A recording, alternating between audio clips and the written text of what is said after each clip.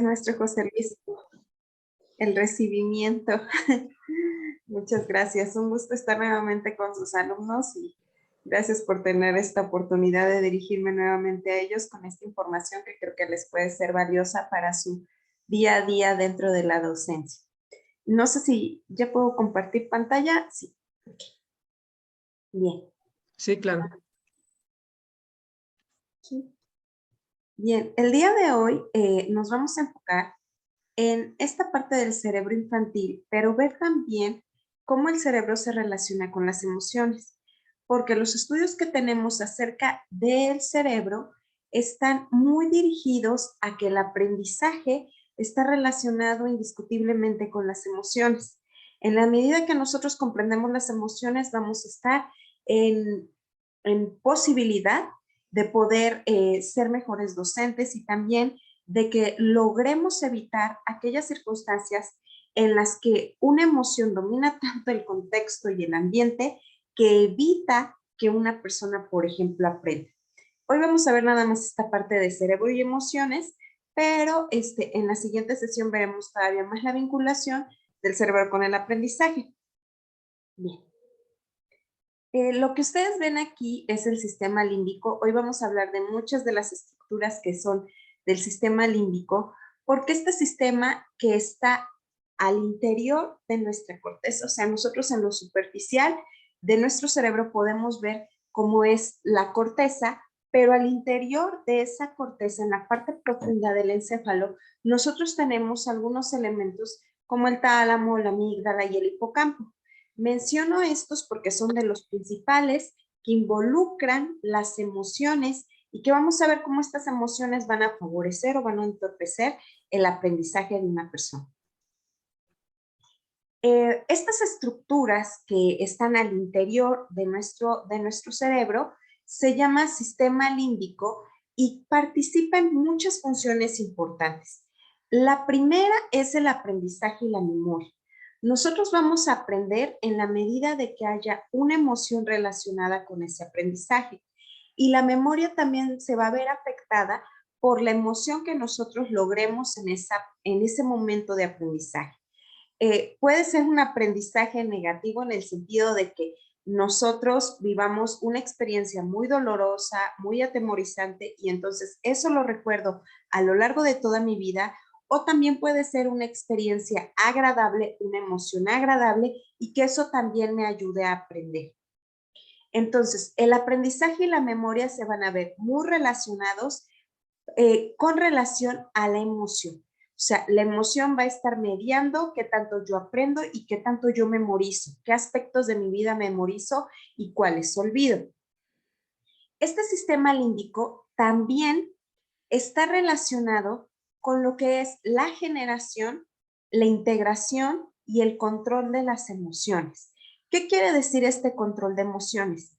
No significa que solamente el control de emociones no quiere decir que solamente es válido tener emociones que nos agradan, como sentirse feliz, sentirse tranquilo, sino que el control de emociones tiene que ver también con que las emociones que no nos agradan tanto como estar enojados, estar asustados, nosotros logremos un control de ellas en el sentido de que estas emociones sean menos intensas. O sea, si yo me asusto, sí me asusto, pero no entro en pánico. Si yo me enojo, sí me puedo molestar, pero no entro en una ira, ¿no? Iracunda que no puedo controlarme. Quiere decir el control de emociones, que nosotros logremos que esa emoción sea mucho más leve, pero además que nos dure menos tiempo. Por ejemplo, si yo me enojo toda la semana, que solamente el enojo me dure ese día. O que si yo estoy asustado, ok, en lugar de que esté sobresaltado muchas horas, que yo solamente me asuste y logre tranquilizarme después de un momento. Entonces, el sistema límbico se encarga de esta parte, de cómo nosotros logramos regular las emociones en este sentido, hacerlas más intensas, más duraderas, menos intensas, menos duraderas. Obviamente esperaríamos que con un control de emociones nosotros logremos, por ejemplo, en el caso de los niños, que sus estados de felicidad sean más prolongados, que sus estados de tranquilidad sean más prolongados y que sus estados de temor o de enojo sean más reducidos. Más adelante vamos a ver cómo se puede lograr este control emocional cuando nosotros ejercitamos el cerebro de los niños. ¿Okay? Entonces, otra parte importantísima del sistema límbico es que el sistema límbico es el encargado de dar esta respuesta de lucha o huida ante una situación que nos puede parecer amenazante. Sabemos que como tal, ya nosotros no nos vamos a enfrentar como a un animal, bueno, a menos que nos persiga un perro rabioso, ¿no? Pero en general no nos vamos a enfrentar a situaciones de peligro como tal. Pero estas respuestas de lucha y huida se entienden cuando nosotros estamos en una situación de estrés. Por ejemplo, los niños ante una situación de evaluación o nosotros mismos si sabemos que nos van a aplicar un examen, esta parte de, ay, estoy expuesto a una evaluación o voy a pasar a exponer o el sistema límbico se encarga de esta parte de lucha o huida ante una situación que puede resultar amenazante. Una situación amenazante, insisto, aunque actualmente no se refiere a que el alumno como tal esté en riesgo su vida, pero sí puede influir, por ejemplo, si una situación es muy estresante, que a mí me da miedo pasar al frente al pizarrón, que a mí me da miedo participar, que yo me siento incómoda, el sistema límbico va a estar trabajando en esta respuesta que es de lucha-huida. Y la lucha se refiere a que, bueno, yo voy a tener conductas en las que de repente puedo ser agresivo, puedo ser agresiva, y la huida es cuando yo de repente evito esas situaciones, las evito. Entonces, el sistema límbico también se encarga como de esta parte que es importante en los alumnos saber trabajar. El sistema límbico, o sea, todas estas subestructuras que controla la memoria, el aprendizaje, las emociones, las respuestas conductuales, van a estar muy relacionadas con lo que es el sistema nervioso autónomo. Ustedes ya saben que el sistema nervioso autónomo es este sistema que de manera natural, automática, sin que nosotros decidamos de manera voluntaria, va a estar funcionando para regular endorfinas, neurotransmisores y cualquier otra glándula que pueda estimular el sistema para poder poner al cuerpo en disposición para defenderse. Entonces, el sistema límbico, como vemos, es muy importante porque es esta parte del cerebro que nos va a ayudar a regular todos estos elementos de nuestra conducta, de nuestras emociones, del aprendizaje y de la memoria, pero que también va a estar regulando cosas que son automáticas, que nosotros no podemos controlar. Bueno, no podemos controlar en primera instancia, pero vamos a ver más adelante cómo sí podemos hacer algunas modificaciones dentro de pues nuestras estructuras, de la manera en la que respondemos ante las situaciones de estrés para poder lograr este control emocional a través de un entrenamiento. Una de las estructuras que es muy importante a nivel del aprendizaje, no solamente las niñas, los niños, sino va a ser a lo largo de toda nuestra vida, va a ser el hipocampo. El hipocampo es una estructura que tiene esta forma, ¿no? De caballito de mar, por eso se le llama de la misma manera hipocampo. Por su estructura, vemos del lado izquierdo, esto es lo que nosotros tenemos en el cerebro y como es muy similar al caballito de mar. Entonces, es una estructura que va a estar muy relacionada con la memoria. Ojo, las mujeres tenemos más grande el hipocampo, por eso recordamos más las cosas. O sea, cuando de repente una mujer se acuerda de su aniversario y de que pasó tal cosa y cuál es la canción, etcétera, y los hombres no. Ahí tiene que ver incluso el tamaño del hipocampo que tenemos. Entonces, no se enojen cuando sus parejas, hombres, olvidan el aniversario porque tienen un hipocampo más pequeño que las mujeres. Entonces, las mujeres recordamos más, podemos memorizar más, podemos recordar muchas más cosas. Eso también es importante, por ejemplo, para que nosotros implementemos más estrategias con los niños varones, porque no les va a ser igual de fácil que memorizar información que en el caso de las niñas, que tienen un hipocampo más grande, ¿ok? Entonces, esto es importante para que tengamos un poco más de paciencia con los alumnos hombres.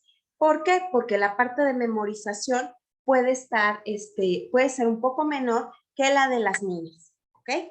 Ahora, cuando nosotros tenemos un daño en esta estructura, se puede padecer lo que se le ha llamado una amnesia anterógrada, que sería que ya no tenemos la capacidad de formar nuevos recuerdos, ¿ok? De verdad que nosotros andamos por la vida sin cuidarnos, ¿no? Y los niños también de repente se suben a los árboles, brincan, o sea, hacen miles de cosas y no sabemos cómo en algún accidente se pueda dañar alguna de estas estructuras. Entonces, hay que tener mucho cuidado con los niños porque si un daño en estas estructuras provoca que ya no se puedan generar nuevos recuerdos. El hipocampo nos ayuda a que nosotros logremos estos episodios de nuestra vida, poderlos contar. O sea, cuando ustedes le piden a un niño que hable de cómo le fue en las vacaciones, ¿no? En la primera clase de regresando de vacaciones, ¿de qué hiciste en vacaciones? El hipocampo es el que está trabajando para hacer todo este relato de, fui al río, fui a ver una película. O sea, toda esta parte vamos a tener al hipocampo ahí trabajando al respecto. Ahora, también el hipocampo es una estructura muy importante para el aprendizaje, no solamente a nivel de memoria, de que recordemos datos, sino que también es una estructura importante para poder reconocer los espacios físicos, los lugares espaciales, por ejemplo. Una persona ciega, ¿cómo es que no se va tropezando con los muebles de su casa? Es gracias a que el hipocampo está trabajando y se genera en nuestro cerebro un mapa de cómo están distribuidas las cosas. Incluso nosotros, cuando nos levantamos de noche, sabemos dónde está una mesita, dónde está nuestra cama, y es raro que nosotros choquemos con algo, excepto que se trate de un mueble que se movió del lugar. O sea, cuando pasa eso, pues sí, porque hay un cambio en la estructura, en el mapa, algo que no habíamos contemplado. Pero el hipocampo también nos ayuda como esta parte de memoria espacial, de aprendizaje espacial, para saber cómo me tengo que dirigir. Cuando ustedes le piden a un alumno, por ejemplo, que dibuje mapas, o sea, me acuerdo mucho las coordenadas en primaria, ¿no? Cuando decimos, a ver, ¿cómo llegas de tal lugar a tal lugar? Y que el niño vaya marcando estos mapas de su casa a la escuela, ahí el hipocampo está haciendo su trabajo, ¿ok? Cuando no logramos esa información, hay por ahí alguna fallita en el hipocampo, no está trabajando del todo bien, ¿ok? Bueno, ¿dudas o comentarios hasta ahorita? Con confianza pueden abrir su micrófono, si hay algún comentario o alguna duda. Bien. Otra de las estructuras que es muy importante es la amígdala. La amígdala también es parte del sistema límbico y la amígdala es, bueno, una estructura pequeñita. El nombre de amígdala significa pues justamente almendra porque es una estructura chiquita y como con esta forma circular. La amígdala va a estar participando de las emociones y es una estructura muy importante para el aprendizaje porque la amígdala va a controlar emociones como el miedo y reacciones conductuales como la agresión, ¿ok? La amígdala, hay a veces cuando yo les explico esto a los alumnos de repente me dicen, no, pero si la amígdala hace que te den miedo las cosas, si la amígdala hace que seas agresivo, mejor vamos a quitarnos todo la amígdala para que entonces la gente no se pelee y la gente no tenga miedo. No, la amígdala, gracias a que nosotros tenemos miedo, podemos anticiparnos y hacer cosas para estar protegidos. O sea, se puede decir que la amígdala es como su guardaespaldas, que te dice, cuidado, o sea, cuidado con esa calle porque un perro te puede morder. Entonces, ¿qué digo? Bueno, entonces me paso del otro lado de la banqueta y la evito. La amígdala es la que te dice, qué miedo reprobar mi examen. Y entonces me anticipo y digo, me voy a poner a estudiar o si no entendí algo, le pregunto al maestro o pido apuntes de mis compañeros. Ajá. La intención de la amígdala es que nos asustemos para hacer algo. Si solamente me quedo en el miedo de, qué miedo me da pasar a exponer, pero no me preparo, pero no ensayo frente al espejo, pero no hago mis cartulinas a tiempo, pero no hago mis fichas bibliográficas para exponer, entonces no está funcionando la parte de la amígdala. La amígdala nos hace que nosotros tengamos una conducta agresiva. Y eso, ojo, eso no es malo. Si nosotros nos sentimos, por ejemplo, si vamos a ser víctimas de delito y entonces nos defendemos y empujamos a la persona, o si viene un perro a mordernos, yo pateo al perro, o sea, esta parte de agresión es una función natural para poder defendernos. Entonces, la agresión, no la violencia, porque la violencia ya tiene este contexto de dañar al otro. No, la agresión es una reacción natural para defender mi vida, para estar a salvo. Entonces, la amígdala funciona para que yo me defienda. La amígdala va a hacer que si alguien, por ejemplo, si alguno de ustedes ve que están molestando, no sé, un adulto a sus alumnos, que ustedes vayan y lo defiendan. O sea, esa agresión que buscamos para defender al otro, esa es su amígdala trabajando. Si nosotros no tuviéramos amígdala y yo voy atravesando la calle y viene el auto a toda velocidad, yo no me voy a asustar, ¿ok? Y no voy a correr. O sea, yo vería el carro, viene hacia mí, y no me asustaría, y entonces me atropella.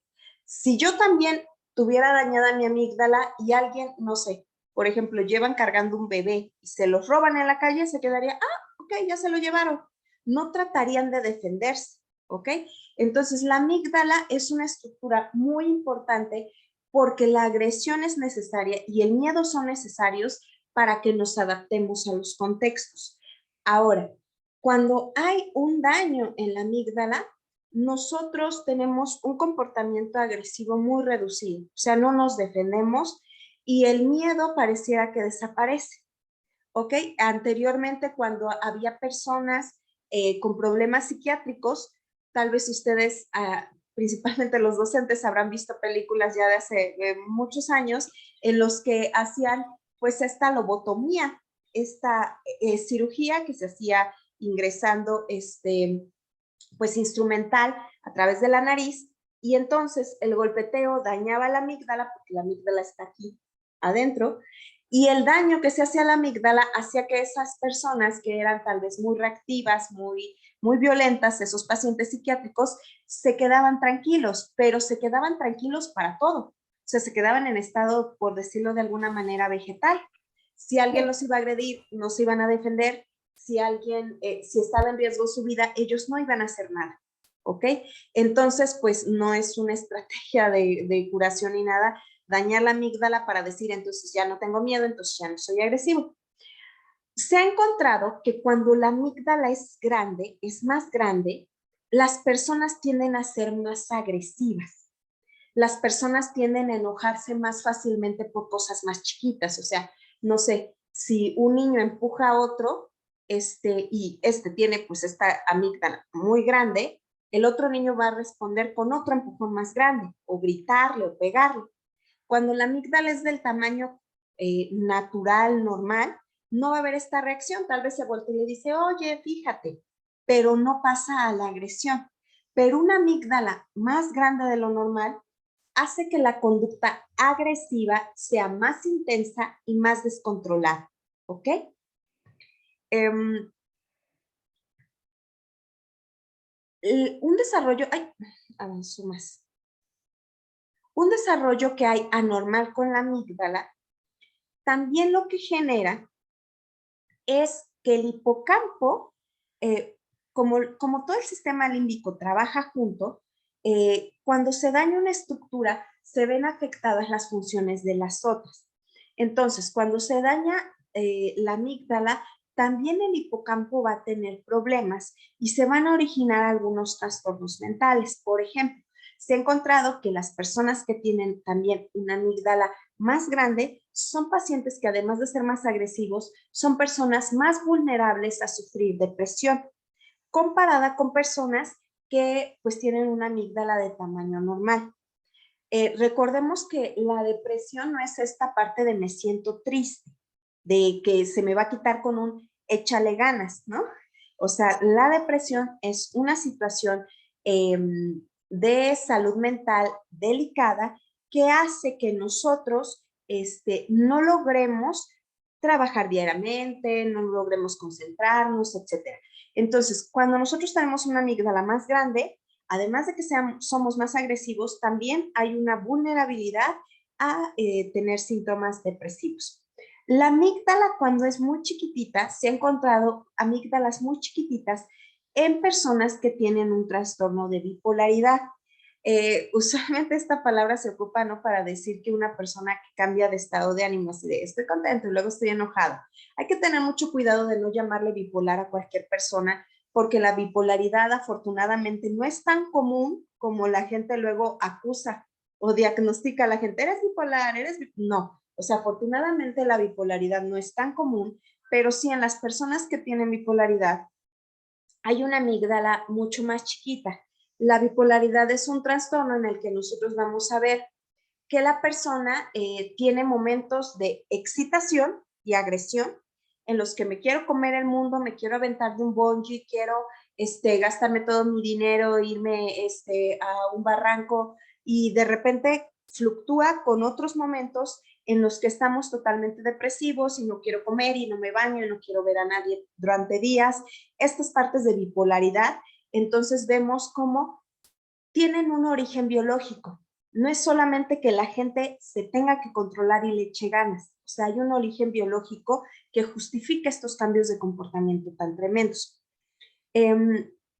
Cuando nosotros vemos también cerebros cuando se han hecho disecciones, cuando se ha hecho estudios en los cerebros de personas que se han suicidado por depresión, lo que se ha visto también es que tienen, bueno, la amígdala tiene una parte en el hemisferio derecho y otra en el izquierdo, pero se ha visto que la parte derecha de la amígdala tiene mucho más densidad y hay mayor presencia de este neurotransmisor, de este ácido glutamínico, ¿sí? Y que esto también está afectando al hipocampo. Entonces, ¿qué tiene que ver la amígdala con nuestros estudiantes? Ojo, la amígdala, aunque no es un músculo, sí lo podemos ejercitar. Lo podemos ejercitar desde que un niño es un bebé. Hay estudios que demuestran que, por ejemplo, cuando ustedes tienen un bebé en casa y el bebé empieza a llorar, las mamás que les empiezan a decir, ya voy bebé, con una voz calmada, ¿no? Ya voy bebé, ya te estoy haciendo tu mamila, o a ver, ya vamos a cambiarte el pañal bebé, vamos a ver qué tienes, a ver qué pasó, y le hablo con este tono tranquilo. El bebé obviamente no entiende, ¿no?, que ya le están diciendo, dando la mamila o eso, pero entiende el tono tranquilo de la madre, y ese tono tranquilo de la madre ayuda a regular al bebé en sus emociones, ayuda a que se tranquilice y empiece él a controlar esta emoción. En lugar de una mamá que está a los gritos de, ¡ay, cálmate, bebé! Y que esté a los gritos, y que entonces el bebé no logra tranquilizarse porque esos gritos hacen que se altere más. Cuando nosotros estimulamos las reacciones a que nosotros gritemos y nos exaltemos, la amígdala se estimula, ¿ok? Cuando nosotros ayudamos a que la gente se calme, la amígdala también se estimula, pero para seguir controlada. ¿Qué pasa entonces con un maestro? Imagínense un alumno, un niño de primaria, un niño de preescolar, que está con un maestro que todo el día grita, que toda la mañana está a los gritos. Y tú, siéntate, y todo esto, y todo. Obviamente, eso no va a ser un modelo que ayude al niño a regularse y tranquilizarse. O sea, el niño va modelando esta parte de cómo reaccionar cuando me enojo, de cómo reaccionar cuando me pongo triste. Si yo tengo papás que de repente cuando pasa algo triste, la mamá se suelta a gritar, a llorar y se avienta y no sé qué. Yo como niña o niño copio eso. Ajá. Si tengo una maestra que se exalta, si tengo un maestro que se exalta, ¿no? Ya tiraste el pegamento, ya. Y entonces vean los gritos. Ese ambiente estimula la amígdala de los niños. Va a hacer que los niños vayan aprendiendo esas formas de reaccionar y que el niño de alguna manera también lo repita, ¿ok? Mete al niño en este contexto de estrés. También un maestro que de repente el niño está sobresaltado de, ay, es que se me perdió mi lapicero y no sé qué, y un maestro que lo calme, de, a ver, tranquilo, vamos a buscarlo, a ver, respira, vamos a revisar acá abajo, alguien vio el lapicero, que reaccione de esta forma, también le modela hacia controlar la emoción. Y entonces también ayuda a que este niño no estimule su amígdala a que crezca, ¿ok?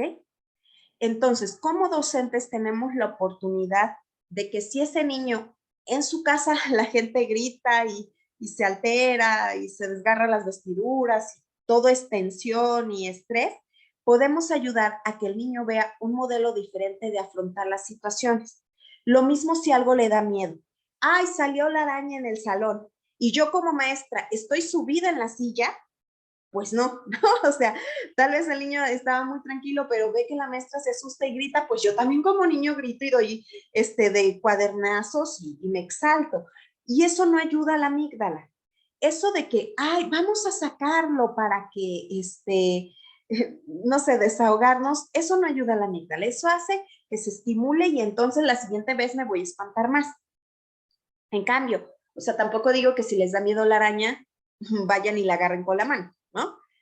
Pero, ok, respiro, no sé, le pido a la persona, al conserje, o yo misma voy a dejar una escoba y le digo, a ver, no pasa nada, vamos a sacarla, a ver, ya la estamos sacando y no sé qué. O sea, el reaccionar de esa manera ayuda a que nosotros modelemos en los niños esta forma de reaccionar que es mucho más sana para su control de emociones y para que no estimulemos esta amígdala, ¿ok? Si nosotros nos alteramos junto con los niños, no contribuimos en nada, solamente ayudamos a que se postergue esta forma negativa de reaccionar. ¿Algún comentario? Ok. En este caso, ¿no? Se nota, bueno, se encuentran muchos ejemplos de este tipo de docentes, ¿no? Que se alteran por cualquier cosa en el aula, ¿no?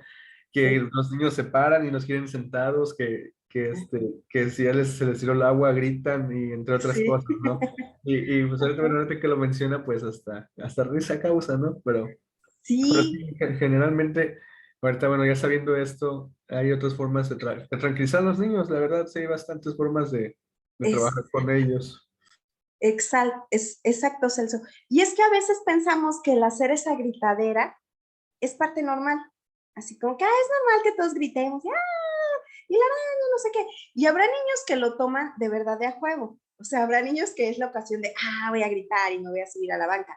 Pero hay otros niños que no. O sea, hay otros niños en los que realmente les aumenta el estrés y estamos estimulando esta parte que no queremos, ¿ok? Entonces hay que tener como mucho cuidado de que nosotros no provoquemos eso dentro de las aulas. Y que si tenemos padres que hemos visto que son muy reactivos, probablemente también esos padres que son muy reactivos, que llegan echando pleito a la escuela, ¿no? De, a ver, maestra, pero ya. O sea, también tengan esta amígdala muy estimulada. Cristel. Hola maestra, yo tengo una duda porque no sé si sea el caso, pero yo tengo una alumna que siempre reacciona así a cualquier situación. En serio, es tanto su reacción siempre que incluso sus compañeros ya se burlan de ella porque siempre le dicen, ay, Nati, ay, este, ya ahorita estás diciendo que quieres hacer tal actividad y al rato vas a estar, ay, no, que es mucho, ay, no. Y entonces no sé yo pensaba que lo hacía a manera de juego, pero como ya he estado pues bastante tiempo con ellos, yo noto que sus emociones en serio suben muchísimo Ujú, y es como yo intento calmarla y a veces le digo cosas e incluso ella, para tranquilizarla, sus compañeros se tranquilizan y a ella como que le molesta este punto en el que ellos estén calmados, como que siente que, ¿por qué no están estresados? ¿Por qué no están molestos, no? ujú. Entonces se exalta aún más y yo he estado tratando de trabajar eso con ella, pero tampoco sé cómo hacerlo.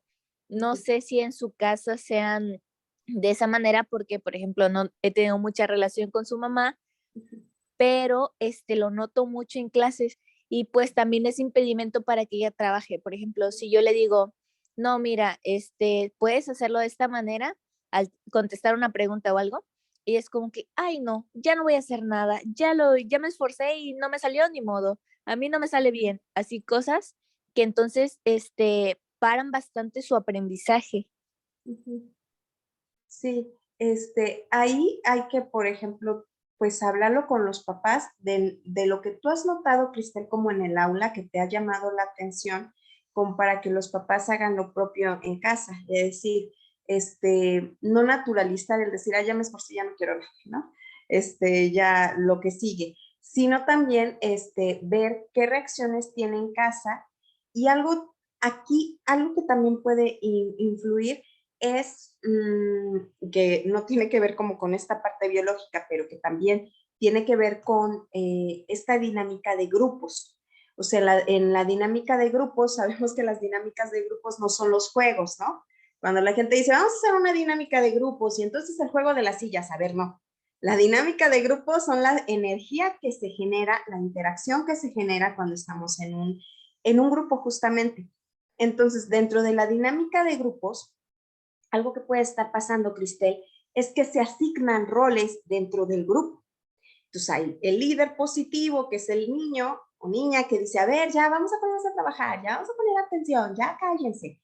El líder negativo, que sería esta persona que boicotea, ¿no? Así de, no, vamos a hacer relajo, vamos a salirnos del salón, vamos a... O sea, un líder que obstaculiza. Y también podemos tener como estos chivos expiatorios, que sería aquel niño o niña así como que, ay, otra vez tú te estabas portando mal, ay, otra vez tú distraes, otra vez tú rompiste algo, otra vez. Y entonces lo peligroso de esas dinámicas es que, por ejemplo, los niños pueden empezar a repetir ese patrón o esa etiqueta que te ponen, ¿no? Entonces, si esta pequeñita es como el chivo expiatorio de decir, ay, ella es siempre a la que le cuesta trabajo, ella es siempre la que genera problemas, ella es siempre la que se altera, entonces esa etiqueta hace más difícil que ella tenga una forma distinta de actuar. ¿Por qué? Porque cada uno cumplimos como el rol que nos dicen. Si yo soy el listo de la clase, saco 10. Si yo soy el deportista, meto goles. Si yo soy el chistoso, cuento chistes. O sea, repiten los niños como estos etiquetas que les ponemos. Entonces también hay que revisar como esto, Cristal, de qué tanto ella se ha puesto a esta etiqueta de que, es que yo soy a la que le cuesta, yo soy a la que le es difícil, yo soy la que no puede. Y que los niños también se lo han aprendido. Entonces, igual y sería como trabajar esta dinámica de grupos a decir, a ver, vamos a cambiar de roles, o sea, en lugar de que tú seas la niña de que, ay, de todo se altera, decir, no sé, tú eres la niña, no sé, que siempre viene peinada bonito. O sea, cambiar esta estrategia para que no te veas y no te identifiques desde eso, porque todos queremos cumplir el rol que se nos asigna. Y eso es muy pesado, por eso de repente yo creo que algunos de ustedes, si no es que todos, han tenido también alumnos que tienen un rol que es, tú eres el inteligente, y el día que el inteligente sale mal, pobre, llora, se tira porque sacó un 9, porque sacó un 8, se queda desconsolado y no se puede controlar por estar cumpliendo con estas etiquetas que se asignan. Incluso las etiquetas que parecieran buenas, como esto de yo soy el inteligente, pueden ser perjudiciales para el estado emocional de los niños. Bien. Después, bueno, aparte de la amígdala, bueno, nada más un comentario más, insisto, como para cerrar esta parte de la amígdala, como docentes podemos modelar. Hay que revisarnos primero nosotros cómo reaccionamos cuando nos enojamos, cómo reaccionamos cuando nos asustamos, para poder hacer ejercicios de respiración y calmarnos y poder ser un modelo más funcional para los niños. Y que si yo veo a un niño alterado, en lugar de que le diga, ya cálmate, ojo, eso no funciona, ¿no? Si yo estoy asustada por la araña, no me vas a calmar. Lo que yo puedo hacer, con que tú me digas calmar, no me voy a calmar. ¿Qué es lo que sí podemos hacer? Podemos distraer la atención a otro punto. A ver, chicos, saquen sus colores, vamos a no sé qué. A ver, chicos, vamos a cantar una canción. A ver, chicos, vamos a ir a la cancha. A ver, chicos. Y esa parte de distraer la atención a otra cosa funciona mejor que si yo le digo a los niños, cálmense. No se van a calmar. Ojo, esa es una parte muy importante que a veces como adultos pensamos que si yo le digo a un niño de preescolar o más chiquito o a un niño de primaria, cálmate, el niño no sabe cómo calmarse. Si supiera cómo calmarse, no reaccionaría así, ¿ok? Yo le debo de modelar cómo calmarse. Yo le debo de decir, a ver, vamos a sentarnos, vamos a agarrar el agua, siente cómo se siente fresca. A ver, vamos a respirar y trata de inflar tu pancita. A ver, vamos a salir y vamos a ver cuántos pájaros vemos afuera. A ver, vamos a ver cuántos niños están en la explanada. A ver, ¿sí me explico? El niño no se va a calmar, ¿por qué? Porque no lo sabe hacer. Necesitamos enseñarle a calmarse. Ajá. Como docentes lo podemos hacer, como adultos, como papás, como tíos, como lo que sea que tengamos a un niño de modelo. Si yo le digo cálmate, no se va a calmar. Le debo de decir qué hacer. Y habrá niños que se calmen coloreando y habrá otros que se calmen si empiezan a cantar. Y habrá otros que se calmen si le dan una vuelta a la cancha. O sea, también a cada uno nos calma algo distinto. Pero no esperemos con que yo le diga a un niño, cálmate, que se calme. No lo va a hacer porque no puede. Si él pudiera, ya lo haría. ¿Ok? Hay que modelarles cómo hacerlo. Bien, eso por parte de esta estructura que es la amígdala. Hay otra estructura también del sistema límbico que se llama el núcleo accumbens. Aquí en la imagen lo vemos ahí coloreado de azul. El núcleo accumbens es muy importante porque, ojo, el núcleo accumbens está muy relacionado con las adicciones y el placer. El que los niños tengan una adicción a los videojuegos, el que los niños tengan adicción al azúcar, tiene que ver con el núcleo accumbens. Entonces, ¿qué es lo que hace esta estructura? Esta estructura se encarga como de estar regulando todo lo que nos es placentero. Recuerdan que los niños, por ejemplo, repiten y repiten y repiten la misma película que les gusta. Y vamos a verla otra vez, y vamos a verla otra vez, y vamos a verla, y repiten la misma canción una y otra vez. Quienes tienen sobrinitos o hijos han pasado por eso. Y los niños, ¿por qué repiten y repiten y repiten? Incluso nosotros como adultos, ¿les ha pasado que como adultos te gusta una canción y ahí la pones a que se esté repite y repite la canción porque te gusta? Y estás cantando y la vuelves a repetir, y la vuelves a repetir. Ok, ese tiene que ver con tu núcleo accumbens. El cerebro humano le gusta anticiparse. Por eso ganan más las personas que leen la mano que los psicólogos, porque las personas que leen la mano te hablan de tu futuro y a la gente le gusta saber qué va a pasar, ¿ok? ¿Qué es lo que pasa cuando los niños ven la misma película una y otra vez, hasta te cuentan y repiten los diálogos, ¿cierto? Ya saben qué va a pasar. Si un maestro, ¿cómo esto lo aplicamos en la docencia? ¿Recuerdan que en el preescolar todos teníamos como estas agendas visuales? Y el niño sabía que por dibujitos, ¿no? Porque eran por dibujitos en el preescolar. Primero vamos a saludar a la bandera, después vamos a hacer un dibujo, después vamos a hacer ejercicio, luego viene la clase de música. Y esas imágenes de saber qué sigue y después qué sigue y después qué sigue, le gusta al cerebro. Le gusta al cerebro. Por eso tienen tanto éxito los horóscopos y todas estas cosas de imaginación, porque a la gente le gusta saber qué va a pasar. Al cerebro le gusta anticiparse y al cerebro de un niño también le gusta anticiparse. Un niño siente placer cuando sabe que en su salón, hoy toca matemáticas, Y entonces, después de matemáticas viene educación física. Y después de educación física vamos a ir a danza. Y después de danza vamos a ver no sé qué. Si un maestro es desordenado, si un maestro no planea, y hoy se me ocurrió ver geografía, y después vamos a ver civismo, y después, eso genera ansiedad en los niños, ¿ok? Eso no ayuda a que los niños aprendan a regularse, eso no ayuda a que los niños estén contentos en la clase.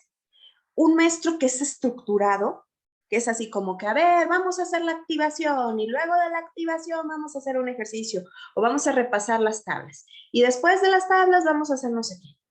Y que haya esta estructura y este orden hace que los niños aprendan más, pero sobre todo que estén más contentos, porque ya saben qué viene, ya saben qué es lo que sí, ¿ok?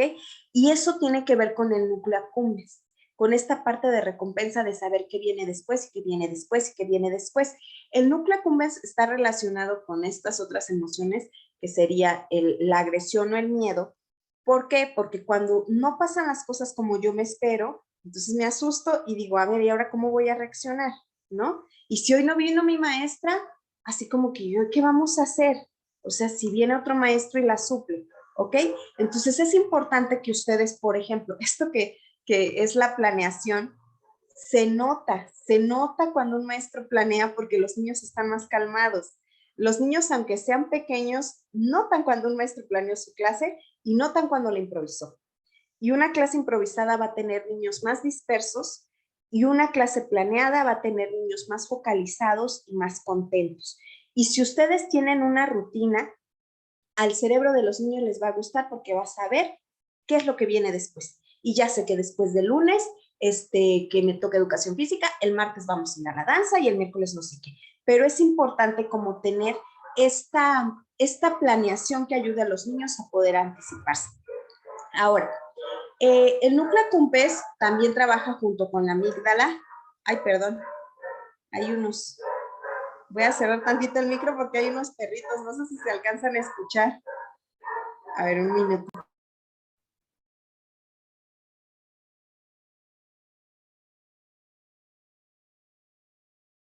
Bueno, mientras y paso ahí el comentario de Bianca.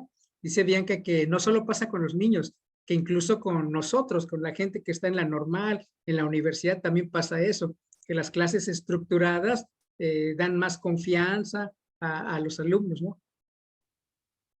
Sí, o sea, cuando nosotros vemos que el maestro llega con una agenda del día y a ver, hoy vamos a ver el tema tal y tal y tal y tal. Y entonces tú como alumno dices, ya vimos esto, ya vimos esto, ya toca esto, es mejor para los niños. ¿Sí, Eva? Buenas tardes. Buenas tardes. Algo que yo noto luego, o por mis hermanas, ¿no? Mis hermanas estudian en universidades que tienen que hacer su horario. Córrele y métete a la plataforma a hacer tu horario y que resulte que tuviste una hora, clases de 7 a 9 y de ahí hasta las 12 y de ahí de 4 a 5, ¿no? Y algo que en la normal, pues me tocó a mí estudiar en el CREN, nos daban un horario de 8 a 3 de la tarde, supongamos, ¿no? No había receso. Nos organizábamos con cada maestro que nos daba 10 minutos por cada hora que nos daba, ¿no?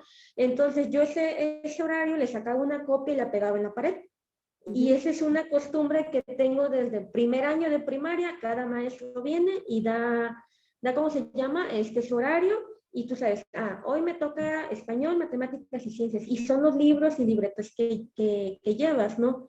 Entonces, esa costumbre, creo que a muchos nos pega, bueno, en mi caso no, pero porque soy una normal, pero lo he visto. Ay, es que conmigo tengo que agarrar si el maestro está libre y si nos quiere adelantar la hora, o si el maestro que nos toca el jueves hoy, nos toca el lunes, nos quiere dar clases hoy jueves porque tenemos libre. Y es eso, ¿no? El estar pensando, y lo he notado también con mis alumnos ahorita que estuvimos trabajando educación híbrida, ¿no? Que un día sí, un día no. Entonces existía tanto la incertidumbre para ellos como para nosotros, porque, ay, no sabemos que si el miércoles suspendimos porque este día hay una reunión o resultó que pasó esto o que salió alguien contagiado, y esa incertidumbre de que ya no sabes si hacen las cosas porque no te van a salir. Dices, es que yo tenía que ver estos temas y ahora resulta que ocurrió esto, o cuando falta un niño, ¿no? Tú empezaste esa actividad, el niño no vino y ya como que cortas la inspiración y siento que sí es muy real. Tengo una pregunta. ¿El temperamento tiene que ver con la amígdala? ¿Influye? El temperamento es un conjunto de elementos. Sí tiene que ver una parte biológica y tiene mucho que ver cuando en tu primera infancia, cuando eres un bebé, que tanto tu mamá te regula. O sea, si es una mamá o un cuidador primario que te deja llorar horas, porque a veces esa idea piensan ay, él solito que se calme. No, es un bebé, no sabe cómo calmarse. O sea, tú lo tienes que ayudar a calmarse, le tienes que enseñar cómo calmarse. Entonces, sí el temperamento tiene que ver también con tu estructura, cómo vienes biológicamente, pero también con cómo el ambiente te trata. Va a haber ambientes más negligentes, de menos cuidado, van a generar temperamentos más agresivos. Ambientes más cariñosos, en los que tú puedes ser un bebé arrugado y rojo, ¿no? Pero de todas formas tu mamá te dice, ¡ay, qué chulo estás! O sea, con eso es suficiente para que tú tengas un temperamento mucho más controlado. Pero entonces va a influir esta parte del contexto de los primeros años de vida. O sea, de los primeros 3 años de vida son muy importantes. Ok, gracias. Sí. Y Eva, qué bueno que dices esto de los horarios. Ojo, algo que podemos ayudar para esta parte del núcleo accumbens es que ustedes les den un horario a sus alumnos y que sean ellos los que hacen esta parte de la mochila, ¿no? Me detuve. De que la mochila la organicen ellos, no los papás. Los papás, en un afán de ayudar, piensan que está bien el que yo te meto los libros y las libretas que te tocan mañana para que no te falten. No, el niño y la niña lo tienen que hacer, porque de esa manera su cerebro ya está teniendo como esta anticipación de, mañana me toca historia, y luego matemáticas, y luego, pero si se lo hace el papá, no funciona, lo tiene que hacer el niño. Obviamente el papá puede estar apoyando para que al niño no se le olvide algo, no sé, el juego de geometría o algo, pero lo ideal es que lo hagan los niños. ¿Ok? O sea, eso del horario es para los niños, no para los papás. Bianca.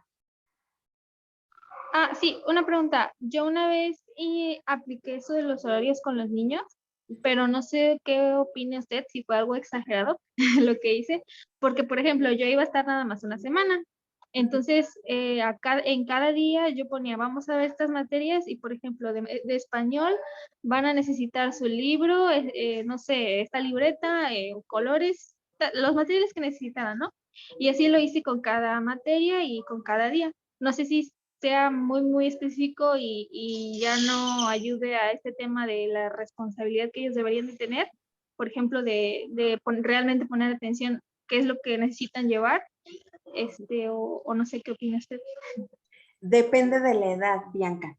Por ejemplo, a un niño chiquito de primer año, con que le digas el libro y la libreta, y ya. Pero a un chico de sexto sí le ayuda que le digas el libro, la libreta, el juego de geometría, el bicolor, el no sé qué. Es por edades. Se vuelve más complejo a medida de que tú tienes alumnos más grandes.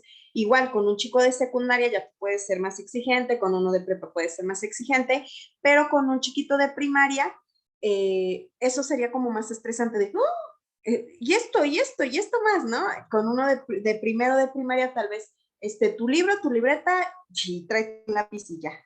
Pero con los chicos, a medida que avanzan, sí les puedes exigir más también para que ellos tengan como esta estimulación de, y traer esto, y traer lo otro. Para que no sobrecargues no sobrecargues a los chiquitos de primero, pero que tampoco sea muy fácil para los de sexto, sino que sí tengan que ponerle atención. Bien. Gracias. Nada de qué. Entonces, comentábamos, el núcleo accumbens está muy relacionado con las adicciones. Si ahorita vemos adicción a los videojuegos, es el núcleo accumbens el que está viendo, el que está involucrado. Algo que también ahora con los estudiantes tenemos es la adicción al celular. La adicción al celular también es muy difícil, sobre todo por ahora las plataformas que tenemos. Tenemos, por ejemplo, el TikTok. El TikTok te da una recompensa así, inmediata, ¿no? Entonces, ¿qué es lo que pasa? Que te puedes pasar 2 horas viendo TikToks y no te diste cuenta que se te fueron las 2 horas, porque ya viste algo chistoso y ahora, mira, y ahora este maquillaje, mira, y ahora esta ropa, mira, y ahora esta cosa graciosa y se te va. ¿Cómo podemos aplicar eso en el aula? En el aula lo que debemos de hacer es que haya recompensas. Participaste y dijiste las cosas medianamente bien, ¿no? Entonces yo te reconozco de, muy bien en esta parte. Esto es diferente, esto se hace así, ¿ok? Y debe de ser de inmediato. Si yo, un alumno, participa y al final de la clase yo le digo, oye, muy bien tu participación de las 8 de la mañana, no sirve, ¿ok? La recompensa tiene que ser inmediata. Si yo veo que un niño le presta un lapicero a otro, se vale que yo diga, oye, qué bien que seas generoso. Oye, qué bonito que ayudas a tu compañero. Las recompensas tienen que ser inmediatas al momento de que suceden las cosas. Porque si yo me espero a las horas, no tienen efecto. No tienen efecto. Entonces hay que aprovechar este núcleo accumbens como a nuestro favor. Si yo quiero que un chico participe, y lo hace tímidamente, poder hacer ese reconocimiento en ese momento de, tú muy bien, muy bien. Y si llega a contestarme algo que está mal, le reconozco el esfuerzo de decir, qué bueno que te animaste a participar. Aquí hay que modificarle un poquito para que entonces quede así. Y entonces nosotros apoyamos en esa parte. Pero hay este reconocimiento para que en su cerebro reciba esta recompensa. Y entonces eso lo estimule más como a seguir aprendiendo o a seguir teniendo esta conducta. Porque lo que tiene TikTok, por ejemplo, o los videojuegos, es que te están estimulando y ya estás ganando fichas y estás no sé qué y te estás riendo. Entonces eso es lo que hay que buscar para que les guste la escuela a los chicos y para que ellos tengan conductas que les ayudan a aprender, como la de participar en clase. ¿Ok? Bueno, junto con la amígdala y el hipocampo, el núcleo accumbens también va a estar involucrado en los procesos de aprendizaje y de memoria que son aversivos. Hay aprendizajes que con una sola vez se te quedan para siempre.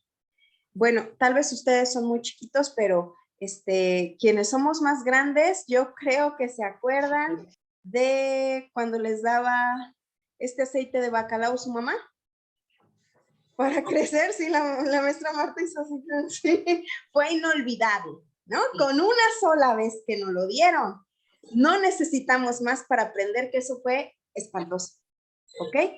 Entonces, ojo porque también se pueden dar aprendizajes con una sola vez, ¿ok? Si yo como maestro me llego a exaltar con un alumno, llego a ridiculizarlo, llego a burlarme de él, llego a ponerlo en evidencia frente a los demás, ese aprendizaje se le va a quedar para siempre. Así como esa vez que con una sola vez que tomamos hígado de bacalao, nunca lo olvidamos. Y si yo les digo, se acuerdan perfecto. La cara que hicieron y la sensación en la boca, todos se acuerdan.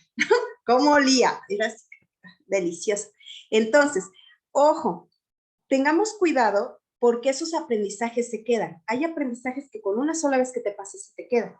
Entonces, si un maestro hace esta experiencia aversiva, de te exhibo porque te orinaste, te exhibo porque hueles mal, te exhibo porque hiciste mal la tarea, te exhibo por...